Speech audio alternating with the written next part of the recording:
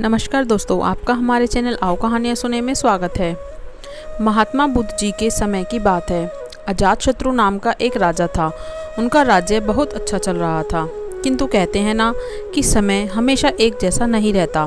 ऐसा ही अजातशत्रु के साथ हुआ। राजा कई मुश्किलों से घिर गए और उन मुश्किलों से बाहर नहीं निकल पा रहे थे।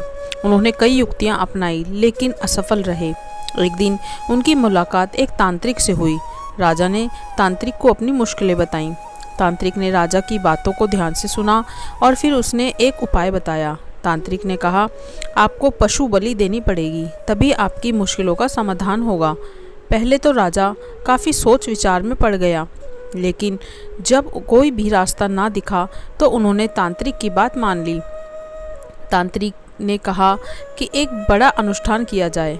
पशुओं को मैदान में बलि देने के लिए बांध दिया गया। संयोगवश उस समय महात्मा बुद्ध राजा के नगर में पहुँचे। वे उसी स्थान से गुजर रहे थे जहाँ पर राजा ने अनुष्ठान कराया था।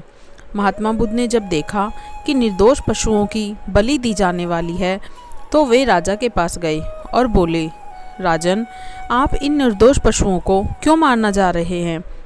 राजा बोले, महात्मा जी, मैं इन्हें मारने नहीं अपितु राज्य के कल्याण के लिए इनकी बलि देने जा रहा हूँ, जिससे सारे राज्य का कल्याण होगा।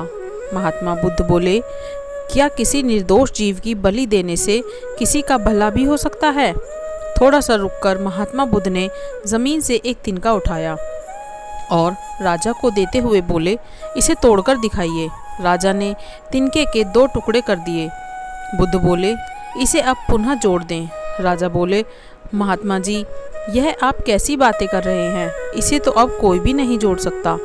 तब बुद्ध राजा को समझाते हुए बोले, राजन, जिस प्रकार इस तिनके के टूट जाने के बाद आप इसे नहीं जोड़ सकते, ठीक उसी प्रकार आप इन पशुओं की बलि देंगे तो यह निर्दोष जीव आपके कारण मृत्यु को प्राप्त होंगे और इन्हें आप दोबारा जिंदा नहीं कर सकते, बल्कि इनके मरने के बाद आपको जीव हत्या का दोष लगेगा और आपकी मुश्किल है कि कम होने के बजाय और कहीं अधिक बढ़ जाएंगी, क्योंकि किसी भी निर्दोष जीव को मारकर कोई भी व्यक्ति खुशी नहीं प्राप्त कर सकता।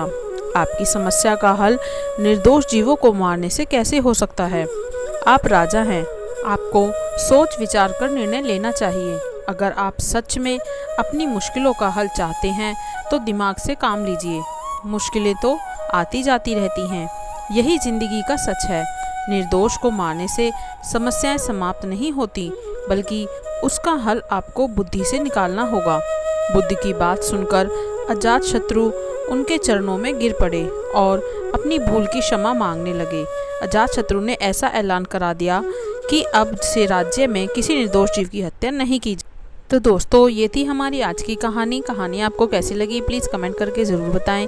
और भी ऐसी ही कहानियाँ सुनने के लिए हमारे चैनल को प्लीज़ लाइक, शेयर और सब्सक्राइब करें। Thanks for watching.